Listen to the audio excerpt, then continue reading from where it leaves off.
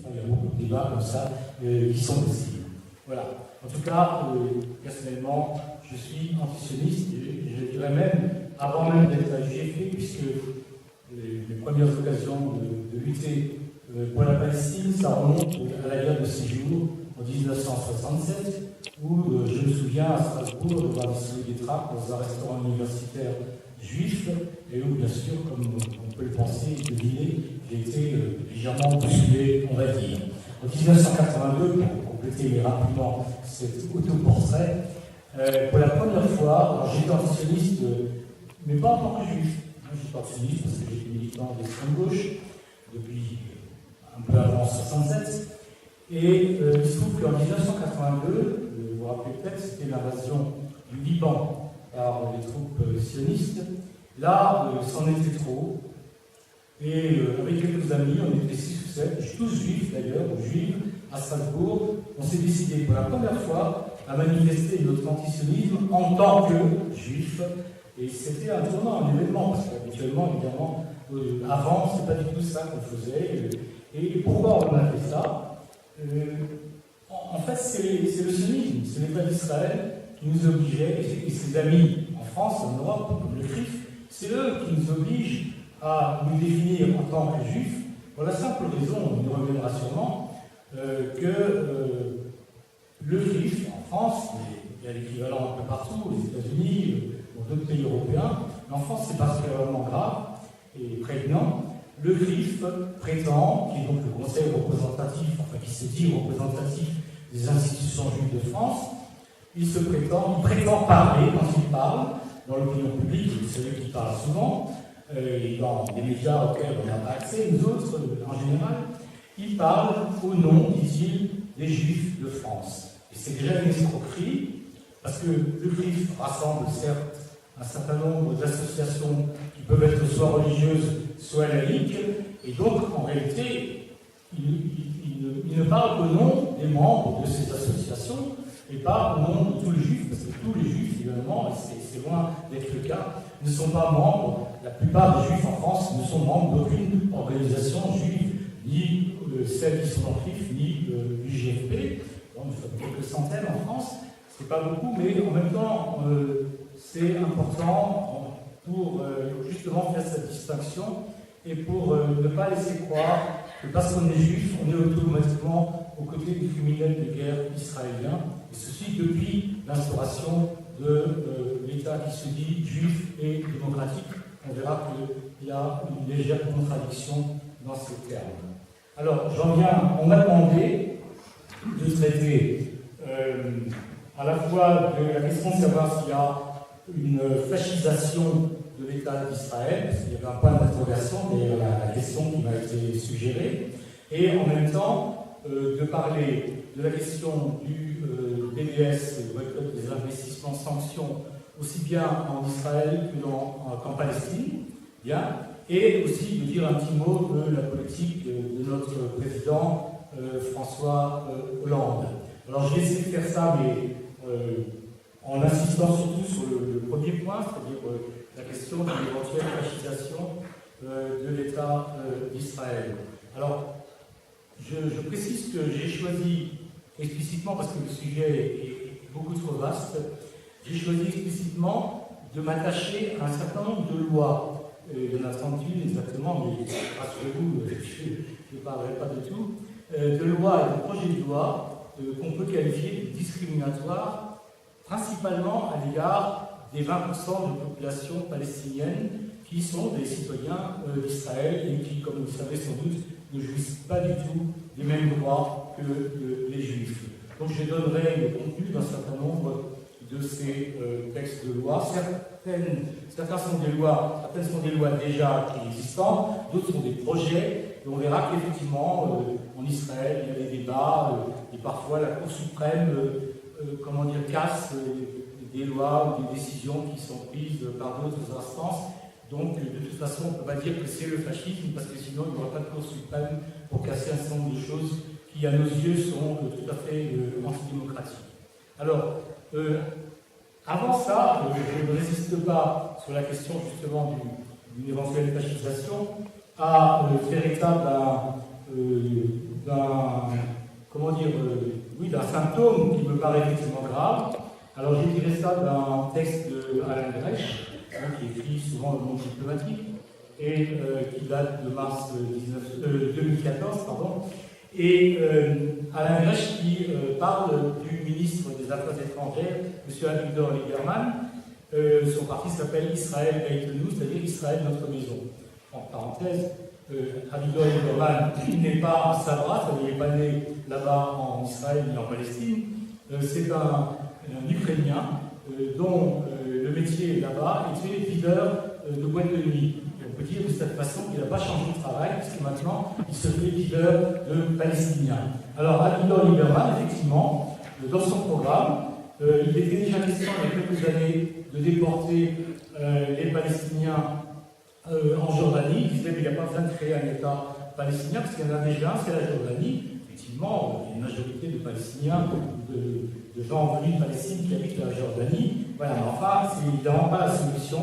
Et là, de manière plus précise, il parle cette fois-ci de ce que les Israéliens appellent arabes israéliens, mais que moi j'appelle, et je vous demande aussi de le faire en général quand vous en parlez, palestiniens citoyens d'Israël.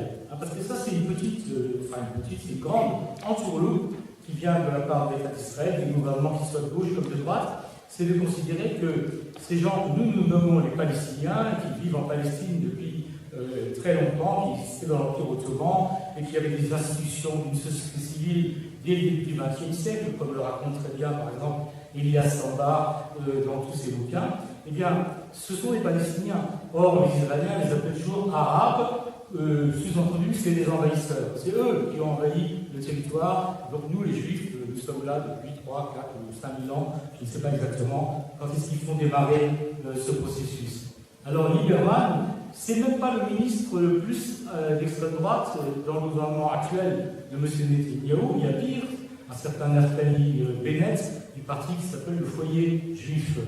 Et donc, ce monsieur, Lieberman, a demandé à ses conseillers au ministère d'étudier la possibilité, alors là j'ai lu le texte de Grèche, donc préparer un avis juridique autorisant le transfert des régions israéliennes, du triangle et du Wadi Ara, majorité arabe, à un État palestinien, si un tel État ne voyait jamais le jour. Et un peu plus loin, on voit donc qu'il s'agit de rien moins que d'un transfert. Alors, une petite parenthèse linguistique. En hébreu, je me suis laissé dire que le mot qu'on traduit en français transfert, c'est le mot qui signifie aussi déportation. Voilà, alors toute déportation n'est pas suivie de la mort des gens, heureusement, mais quand même, quand M. Lieberman dit transfert, l'hébreu dit qu'il s'agit de déporter. Alors, non seulement donc les Palestiniens en Jordanie, comme je l'ai dit avant, mais également les Palestiniens citoyens d'Israël, théoriquement, de les déporter dans un futur État palestinien.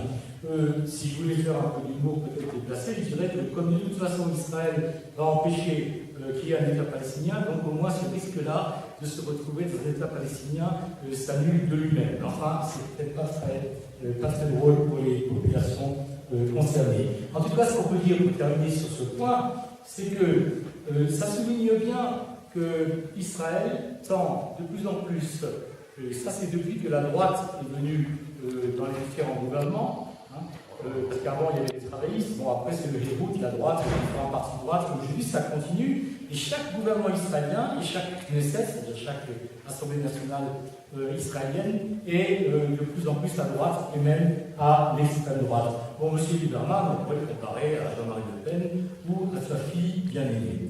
Donc voilà, il s'agit en fait d'aller de plus en plus vers un État ethniquement pur, où il n'y aurait que des Juifs. Alors bien sûr, il y a des Juifs blancs, noirs, bruns, il y a ceux qui viennent du Maghreb, il y a ceux qui viennent des États-Unis. Donc en général, les Israéliens disent mais non, vous voyez, on n'est pas du tout raciste, et puis c'est pas ethniquement pur, vous n'avez qu'à regarder des gens dans les rues à Jérusalem et à Tel Aviv. Effectivement, mais quand on dit un État ethniquement pur, ça veut dire qu'il n'y aurait que des Juifs. Et comme si le judaïsme était une ethnie, comme s'il y avait un peuple juif, un, dans le monde entier. Bon, c'est ce que démolit Shlomo Sand en particulier. Et donc, ce n'est pas une question de couleur de peau ou autre, d'origine nationale telle ou telle, mais une sorte d'ethnie juive. On n'est pas loin, entre parenthèses, des définitions nazies des juifs. Hein. Et d'ailleurs, on peut voir ça aussi dans la définition de qui est juif en Israël. Alors, ceci dit, je vais juste vous donner quelques-uns. Alors, avant de donner des détails de quelques-unes de ces lois, donc ces projets de loi discriminatoires, bon, je les ai trouvés sur le site extrêmement bien fait d'une association, une ONG palestinienne, qui siège à Jérusalem et qui s'appelle Adala. Donc je vous recommande vivement ce site-là. Voilà. Et donc c'est ce que je dis date de octobre 2012. Enfin, il passe en revue des lois jusqu'en octobre 2012. Bon, depuis, il a pu y en avoir d'autres. Enfin, ça s'achevait à cette date-là. Alors, il s'agit pour toutes ces lois, ces projets de loi, de déposséder les Palestiniens de leurs terres, de les exclure du pays, de transformer leurs éventuels droits, quand ils en ont, en privilèges conditionnels. 3. De limiter leur participation à la vie politique, aussi bien en tant que citoyens et d'élus. En parenthèse, j'étais pour la seule fois de ma vie en Israël et en Palestine en 2004, donc il y a 10 ans, et j'ai pu entrer à la Knesset avec des amis, et j'ai y compris rencontré, enfin, à part Ariel Sharon, que j'ai croisé à la cantine du Parlement, il était encore vivant, mais j'ai également été dans le bureau du député arabe israélien, enfin, palestinien israélien, Azmi Bishara, qui était venu d'ailleurs à Strasbourg des années avant. Et vous le savez peut-être, Azmi Bishara, c'est évidemment un nationaliste palestinien, mais qui s'était fait élire à la Knesset. Mais peu après, je ne me souviens plus exactement quelle année, il a été chassé, en fait, de son poste de député. Hein, c'était un député comme un autre, hein, il a été élu aux mêmes élections que les Juifs.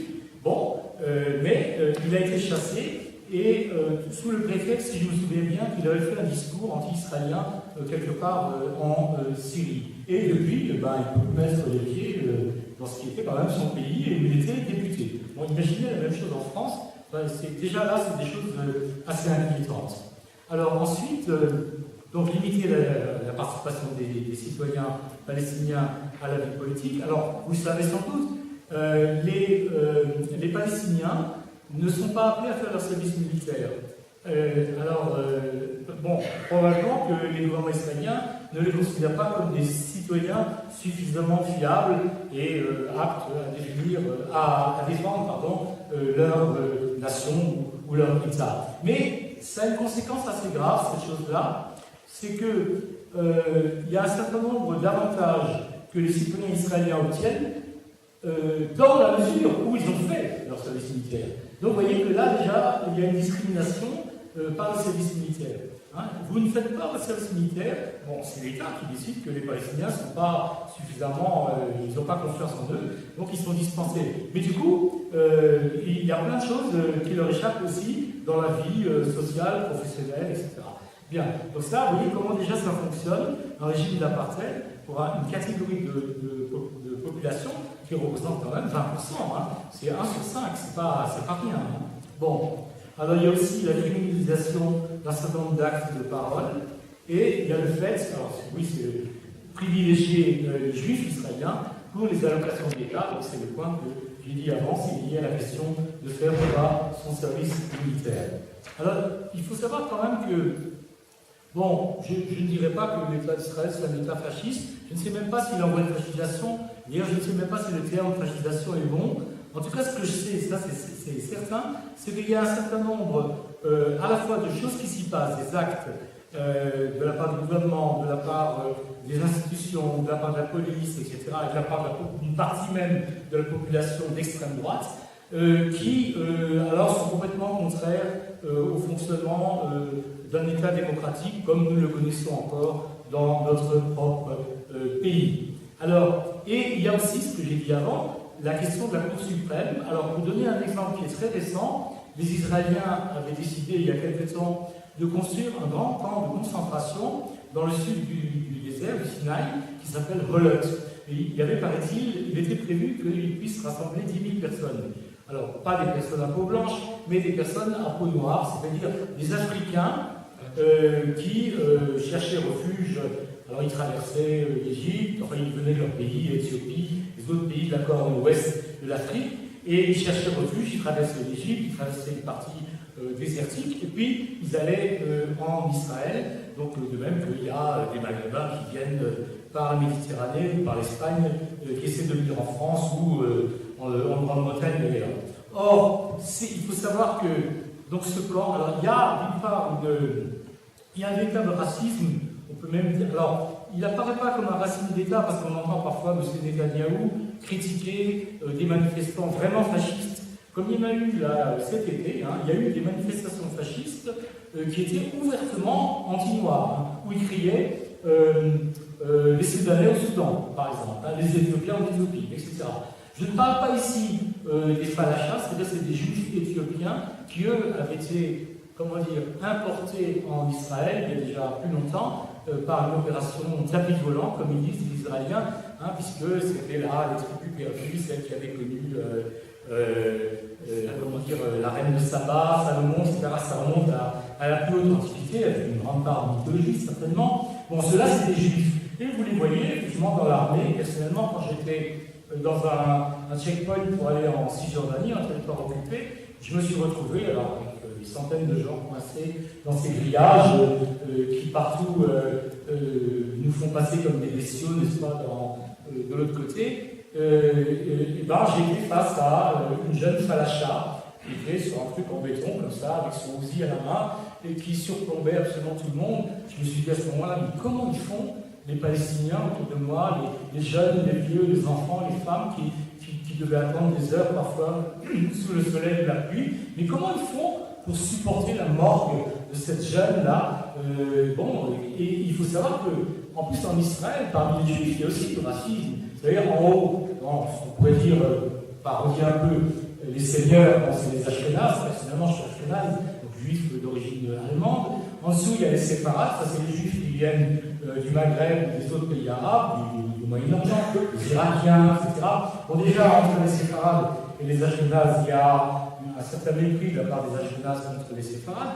Mais en dessous des séfarades, il y a encore plus bas, si je puis dire, il y a justement les falachas, c'est juste les juifs qui sont noirs de peau. Alors ceux-là, c'est des... Bon, et puis en dessous, il y a encore, bien sûr, il y a les Palestiniens, ou alors, après, on ne trouvera plus des animaux, des chiens et des chats, pour être le bas de l'échelle, si je puis dire.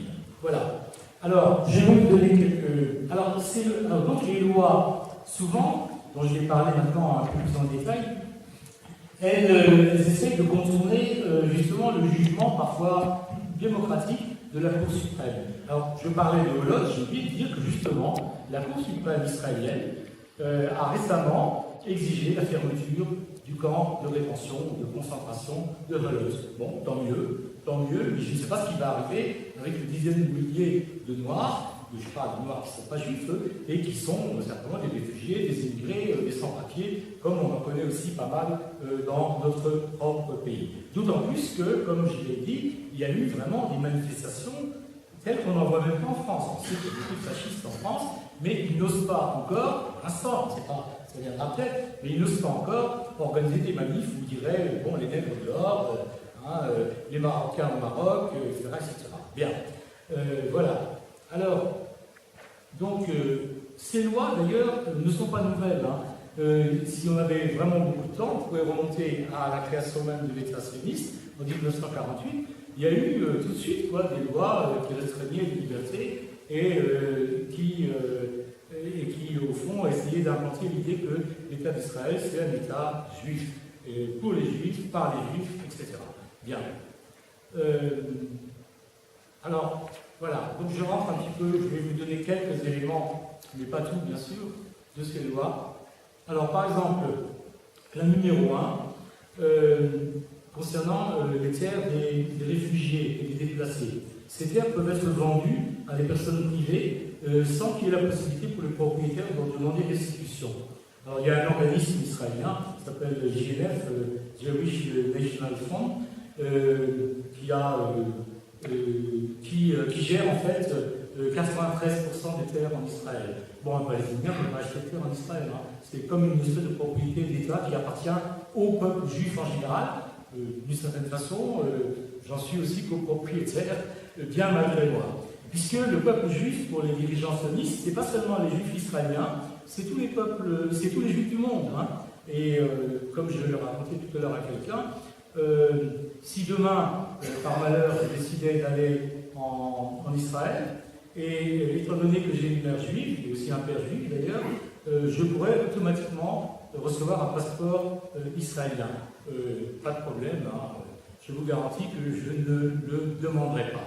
Et alors qu'il y a je connais à Strasbourg des Palestiniens, des Palestiniennes qui sont nés là-bas, avant 48 ou après 48, mais qui ne peuvent pas mettre les pieds dans leur pays, mais qui ont pourtant, comme on l'a souvent vu, la clé de leur maison encore, qui est habitée par d'autres si elle existe encore. Donc voilà un peu, là on voit bien quelque chose qui est de l'ordre, effectivement, peut-être pas du fascisme, mais en tout cas d'une sorte d'apartheid, de coupure. Il y a les juifs qui ont tous les droits, même s'ils n'ont aucun rapport avec le Proche-Orient, ce qui est mon cas, puisque je suis de famille alsacienne depuis des dizaines de générations, mais demain je peux être israélien si je le veux, sans aucun problème, alors qu'un Palestinien né là-bas ne peut pas retourner dans son pays, même pour une période de vacances de 15 jours. Alors, deuxième loi, le ministère des Finances peut confisquer des terres pour des projets publics. Bon, voilà, c'est toujours un bon prétexte. Les anciens propriétaires ne pouvaient les réclamer qu'au bout de 25 ans, mais ils ne pouvaient plus les réclamer si l'État a transmis les terres à un tiers. Vous voyez, c'est très bien organisé. Alors, ça permet en particulier, alors il y a une troisième loi qui dit que qui concerne les établissements individuels sauvages. Alors, on a vu ça dans le film tout à l'heure, vous savez, des sionistes qui viennent des États-Unis installent un mobil-home quelque part sur le territoire palestinien, et puis après, bon, on leur branche l'électricité, le gaz, et puis après ça devient du solide, et l'armée les protège, etc. Et c'est comme ça que peu à peu ils grignotent la Palestine historique. Alors justement là, donc ces établissements individuels sauvages, en particulier dans le Negev, cet amendement permet qu'ils soient reconnus officiellement.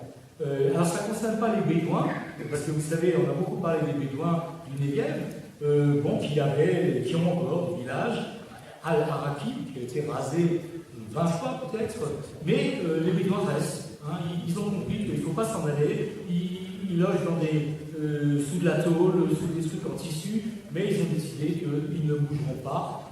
Alors que l'État d'Israël veut les regrouper dans 3 ou 4 villes, sorte d'établissements néocoloniaux, hein, qui seraient gérés effectivement par les Israéliens. Alors, il y a aussi par exemple le cas alors c'est la loi numéro 7 là, que j'ai regardé, des petites communautés dans le Negev, Nakab en arabe, et en Galilée, enfin la Galilée, Judée, la Galilée. Vous savez, il y a des noms aussi, il y a des guerres linguistiques. Hein. Ce que nous appelons, nous autres, amis de la Palestine, la Cisjordanie, les juifs israéliens et les juifs, les sionistes ici en France, ils appellent ça Judée et Samarie. Hein. C'est les noms anciens qu'on trouve dans la Torah. Donc il faut faire très attention aux mots qu'on emploie. Hein, donc il faut employer les mots, hein, il faut le dire, c'est-à-dire les mots pour dire notre solidarité avec le peuple palestinien et pas les noms des sionistes. Donc ces comités, alors là c'est très, très subtil comment c'est fait, toujours pour écarter les Palestiniens israéliens, les Palestiniens d'Israël. Hein. Donc il y a des petites communautés dans le Nakab, dans le Galilée, ils ont des comités d'admission qui sont libres de rejeter les gens qui veulent y vivre. Alors à quelles conditions? S'ils ne conviennent pas, ça c'est une citation, hein, s'ils ne conviennent pas à la vie sociale de la communauté, au tissu social et culturel de la ville. Alors comme la loi en Israël interdit, on voit que c'est vraiment vicieux derrière, la loi en Israël interdit typiquement l'exclusion des personnes en raison de leur race, leur religion, etc., nationalité ou genre, comme en France. Hein. Mais justement, ce critère qu'ils appellent de non-adaptation sociale, citation, hein, permet de contourner la loi. Vous voyez comme c'est fait très subtilement. Hein. Donc théoriquement la loi elle est aussi antiraciste ou anti-genre, enfin contre la distinction de genre, ou etc., ou des couleurs de peau, mais hop, il y a un petit machin qui permet de contourner la loi. C'est vraiment bien fait, on peut dire. Alors, quelques autres exemples. Tu me dis si je suis trop long. Bon. Voilà. Alors,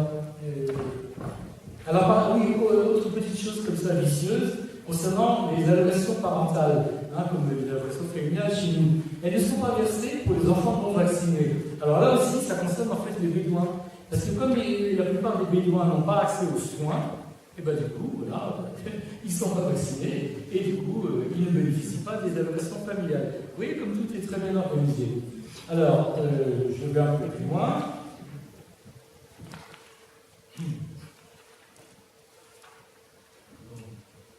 Alors là, il y a des choses qui ne concernent pas seulement les Palestiniens d'Israël, mais qui peuvent concerner aussi les Juifs israéliens qui sont solidaires des Palestiniens.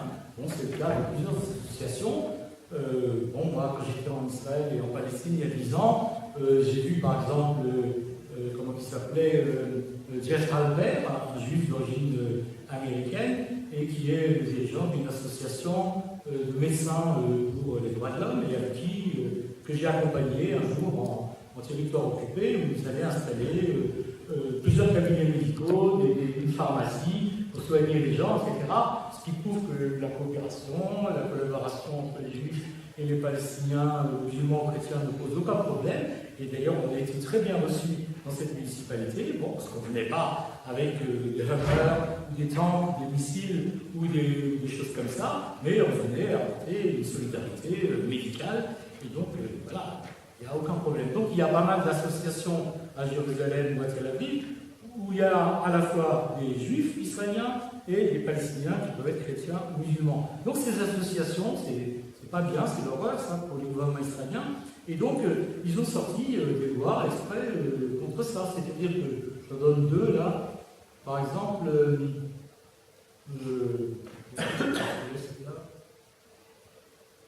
oui, alors il y a par exemple les organisations qui nient l'existence d'Israël en tant qu'État juif et démocratique, on y reviendra, ou qui commémorent le jour de l'indépendance, donc en avril ou mai 48, mai 48, ouais, comme un jour de deuil, puisque c'est en même temps le jour de la Narba. Évidemment, si vous commémorez la Narba au lieu de commémorer l'indépendance, or il y a aussi des juifs israéliens qui commémorent comme nous la Narba, et pas l'indépendance d'Israël, qui est vraiment le colonialisme en place, eh bien, le financement est coupé pour ces associations.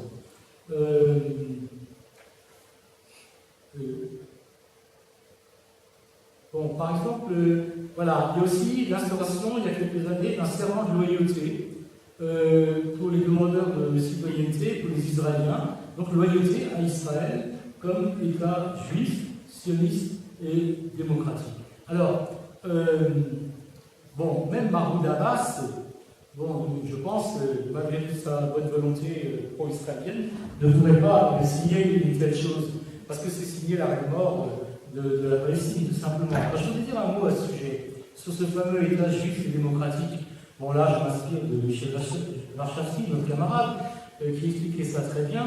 Et il dit ça en une formule, que je trouve très parlant. Il dit, oui, État juif et démocratique, Israël, c'est un État démocratique pour les Juifs et juif pour les Palestiniens. Voilà.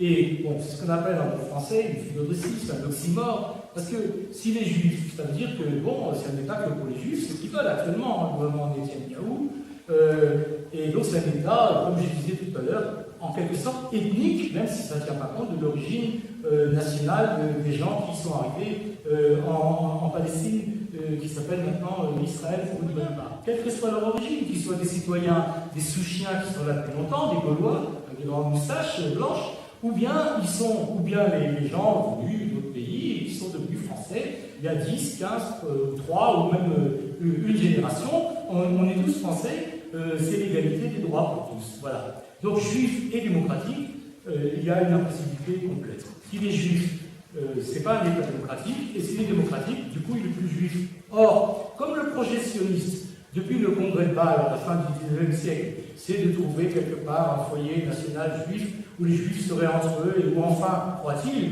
ils ne seraient plus soumis à la haine des nations, ils vivraient tranquillement entre eux, etc. Eh bien, voilà, c'est ce projet-là. Et plus ça va, plus l'État d'Israël se définit et exige même de la part de ceux qu'il a expropriés et qu'il exproprie tous les jours, sous nos yeux, qu'ils le reconnaissent comme État juif. Vous voyez bien qu'il est rigoureusement impossible à quelques Palestiniens que ce soit, à moins de travailler pour la police ou l'armée israélienne, il y en a quelques-uns malheureusement, enfin ils ne sont pas nombreux heureusement, eh bien c'est impossible pour un Palestinien de reconnaître que l'État juif, que l'État d'Israël est un État juif, autant se tirer une balle dans la tête. Bien, je vais peut-être arrêter, oui, 10 minutes, ouais. Alors je vais peut-être, je regarde si elle n'a pas l'une ou l'autre qui est particulièrement gratiné, mais je vais aussi parler de cette question maintenant. Oui, c'est pas grave, on va laisser ça. Bon, c'est juste pour avoir le. Oui, alors il y a parfois des ONG qui peuvent aussi déclarer des subventions qu'elles reçoivent de l'étranger. Hein. Donc, si telle association de Belfort envoie de l'argent pour soutenir une ONG qui agit en faveur de la Palestine, et bien cette ONG, du coup, elle va avoir quelques problèmes avec le ministère de l'Intérieur israélien. Mais par contre, à l'inverse, si les organisations juives sionistes en France envoient de l'argent à des associations juives israéliennes, aucun problème, bien entendu. Vous voyez, là aussi, on retrouve toujours cette division, cet apartheid, ce racisme, ce deux poids deux mesures. Bon, après, on pourra le qualifier comme on l'entend. Alors, bon, je crois que j'ai.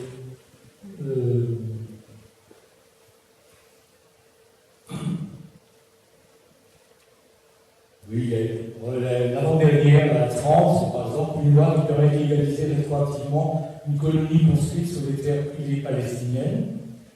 Toute construction qui reçoit l'approbation de l'assistance de l'État est considérée comme étant sur des terres de l'État. Vous voyez, on voit bien ici que, en fait, le projet sioniste a toujours été, en fait, de s'emparer de toute la Palestine. Et y compris aujourd'hui, ceux qui ne comprenaient peut-être pas il y a 15 ans, il y a 20 ans, il y a 30 ans, je pense que maintenant on a tous les éléments pour comprendre que les soi-disant négociations d'une quinzaine d'années, ça ne pouvait rien donner. Et l'idée d'un État palestinien indépendant, à côté de l'État d'Israël, bon, c'est la loi internationale, c'est l'ONU qui l'a dit, dès 1948, et le redit dans toute une série de résolutions, etc. Et nos gouvernements, les États-Unis, comme ça en parole, disent oui, on est toujours pour un État palestinien à côté de l'État d'Israël. Bon, sauf que déjà la résolution 242 exige depuis 1967 que Israël évacue tout ce qu'il a conquis à l'époque, c'est-à-dire rien moins que Gaza, la Cisjordanie et Jérusalem-Est, future capitale, si ça arrive un jour, de l'État palestinien. Je ne parle pas du Golan, le plateau syrien qu'ils ont carrément annexé. Bien. Donc, quand on regarde les cartes sur Internet, c'est facile de voir que, en fait, il y a de moins en moins de place. Même Arafat avait accepté, je crois, sur 22% du territoire palestinien historique, de créer un État. Bon, mais c'est encore trop, semble-t-il, pour les sionistes. Bon, aujourd'hui, on doit être quoi, à 12%, ou 15% peut-être. Bon, mais qui peut croire qu'il peut y avoir un État indépendant palestinien viable sur un territoire aussi dispersé d'ailleurs que Jérusalem-Est, la Cisjordanie, avec tous les checkpoints qui entrent, avec toutes les colonies construites exprès pour couper la Palestine encore plus en 3, 4, 5, 6, 10, 15 morceaux et à empêcher la circulation, parce que vous le savez peut-être, là-bas, il y a des routes qui sont pour les juifs israéliens et des routes pour les autres. Moi, j'ai emprunté comme ça un jour une autoroute même, une route de 2 fois 2 voies. C'était avec une voiture qui avait une plaque israélienne, et c'était comme une autoroute chez nous, une 2 fois 2 voies. Et à un moment, on a dû s'arrêter. Il y avait un barrage militaire. Et la bordure en métal là, qui est au bord de cette autoroute, elle était ouverte. Et là, on a dû prendre un taxi palestinien, voilà, en Cisjordanie, en territoire occupé, et par un chemin de terre, je ne décris pas la chose, on a mis 1 heure, alors que le village était normalement à 1 km mais avec des tours et des détours, etc. Donc là aussi, il y a une telle, on l'a vu dans le film, une telle défiguration du territoire palestinien, une telle, il est complètement transformé, défiguré, et il y a des morceaux qui sont, il y a des routes juives, des routes pour les autres, Et vous imaginez bien que les routes qui ne sont pas juives, bon, elles ne sont pas terribles pour la circulation. Voilà. Alors, bon, je vais arrêter avec ce point-là, et simplement, mais sans abuser de votre patience, un petit mot, alors d'abord, parce que c'est le plus court, à propos de notre président François Hollande. Alors, je retrouve. Voilà. Alors, vous vous souvenez probablement que quand il y a eu ce massacre contre les Gazaouis cet été, à l'issue, à la fin de la première semaine de bombardement, où il y a eu déjà des centaines et des centaines de morts et de destructions sans nom, il y a eu un communiqué de presse qu'on trouve sur le site de l'Élysée. Alors, comme il est bref, je vais vous le dire, ça vous rappellera peut-être quelque chose, ou vous l'entendrez si vous ne l'avez pas entendu. Donc, le président de la République a eu ce soir un entretien téléphonique avec le Premier ministre israélien, Benjamin Netanyahu. Il lui a exprimé la solidarité de la France face aux tirs de roquettes en provenance de Gaza. Il lui a rappelé que la France condamne fermement ces agressions. Il appartient au gouvernement israélien de prendre toutes les mesures pour protéger sa population face aux menaces. Et ça se termine ici. Le président de la République rappelle la nécessité de prévenir l'escalade des violences. Moi, je ne sais pas vous, mais moi j'appelle ça prévenir, tout simplement. Et effectivement, les Israéliens, qui n'ont d'ailleurs pas besoin de permis de tuer le président Hollande, ni personne d'autre, ont continué jusqu'à atteindre les morts que vous savez et les destructions que vous savez. Alors certes, comme il y a eu quand même une certaine émotion en France, et des manifestations par milliers, par dizaines de milliers partout dans le pays, à Strasbourg par exemple, on a organisé 3 grosses manifestations où il y avait 2500 à 3000 personnes chaque fois. Ce qui est gros pour Strasbourg. Ça faisait longtemps qu'il fallait remonter aux manifs quand il y a eu la guerre en Irak, en Afghanistan, pour avoir des manifestations sur des sujets internationaux aussi importants. Bon, malheureusement, je le dis là, parce que c'est un peu pareil dans la salle, il y avait beaucoup d'amis, beaucoup de jeunes, pas tellement de ce qu'on appelle à tort ou à raison de sous-chiens, n'est-ce pas? Bon, comme si le fait d'être un Français dont les grands-parents sont nés au Maroc ou en Syrie ou en Irak rendait plus sensible au malheur des Palestiniens. Moi, c'est quelque chose franchement, qui m'énerve, qui me dégoûte même. Ça me dégoûte de voir qu'il y a si peu de Français, de France, voilà, ce chien, qui ne sont pas nés, même en remontant plusieurs générations ailleurs qu'en France, et qui se préoccupent si peu de la situation des Palestiniens. D'autant plus en Alsace, c'est d'ailleurs un argument que je donnais dans d'autres assez bons Alsaciens, on leur rapporte qu'ils avaient été annexés par les nazis, et que, après tout, ça n'avait pas été une promenade de santé, et que tout le monde condamne cette annexion, pire que l'occupation en France, c'est l'annexion, parce que l'Alsace et la Moselle étaient devenus nazis, quoi. L'éducation nazie, l'encadrement des jeunes, des femmes, etc. Bon, alors je ne compare pas exactement Israël au nazisme, c'est pas la même chose, mais quand même, ça devrait quand même donner une certaine sensibilité pour se mettre à la hauteur des malheurs des autres et protester à la fois contre Israël et contre l'Union européenne et les États-Unis qui ne bougent pas le petit doigt pour secourir nos amis de Palestine. Alors, pour terminer, si vous voulez, juste un mot sur le BDS. Alors, non pas en France, mais en Israël et en Palestine. Bon, le BDS a été lancé par 170 organisations palestiniennes et au début, ça n'a pas marché très fort, chez nous en France en particulier. Dans d'autres pays un peu mieux, les pays du Nord par exemple. Bon, aujourd'hui, il n'y a pas un pays au monde où il n'y a pas de boycott des investissements et sanctions. Et il faut croire que ça a son effet, même si on ne va pas couler l'économie, enfin nous les consommateurs, je parle, on ne va pas couler l'économie israélienne, mais quand même, il y a une certaine inquiétude, on le sent, et on peut avoir des échos des chambres de commerce. La chambre de commerce France-Israël, par exemple, qui est en lien avec les gens là-bas au pays, en Israël, on peut trouver des informations comme quoi, quand même, il y a une certaine inquiétude. Une inquiétude d'autant plus grande lorsque c'est pas des citoyens comme nous, mais quand c'est des pays, par exemple la Norvège, ou d'autres pays, où ou en Grande-Bretagne, ou des universités, comme aux États-Unis, qui lancent des boycotts universitaires. Bien. Donc il faut savoir que, malgré la difficulté, en Israël aussi, il y a des boycotts. Je vous donne juste un exemple que j'ai trouvé, qui date d'ailleurs de 2010, donc il n'est pas récent. Le titre, c'est 150 universitaires et artistes appellent au boycott des spectacles qui se déroulent dans les centres d'art qui sont justement dans les colonies israéliennes en Palestine. Bon, on trouverait d'autres exemples. Concernant la Palestine elle-même, là, c'est bien que ce soit les Palestiniens qui aient lancé le boycott, on sait que le président Mahmoud Abbas, il semble pas très favorable, ou plus directement, j'ai soulevé un texte, mais je vais vous résumer ce qu'il dit. En gros, il dit, oui, boycotter les produits qui viennent des colonies, d'accord, mais hors de question de boycotter les produits qui viennent d'Israël. Alors, ça recouvre, d'ailleurs, je le dis en passant, un débat qui existe aussi en France entre un certain nombre d'organisations, dont la mienne, JFP, parce que nous, on appelle à boycotter non seulement les produits des colonies, mais aussi les produits israéliens. Et pas seulement les produits comme les oranges, les avocats ou les produits de beauté à Havre ou des choses comme ça, mais on appelle aussi au boycott sportif, au boycott universitaire et au boycott culturel. Mais attention, il y a quand même une condition, c'est-à-dire que nous, on boycotte tout ce qui vient, un spectacle qui se produit en France, ou un film qui passe en France, israélien. C'est pas systématique le boycott que nous on avance.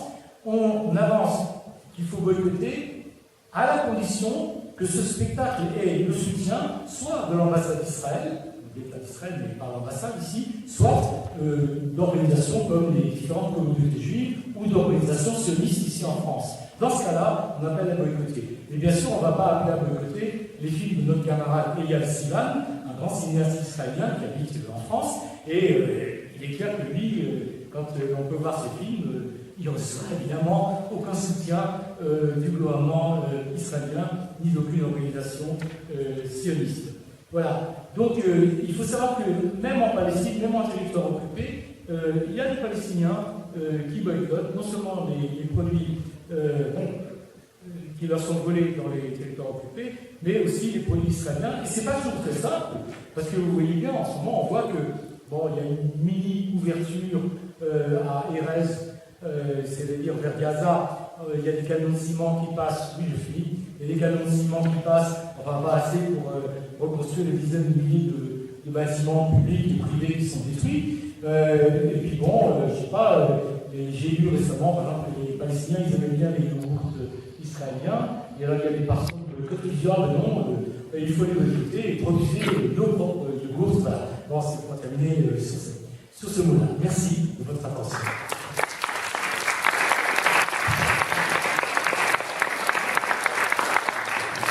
Je vais passer tout de suite la parole à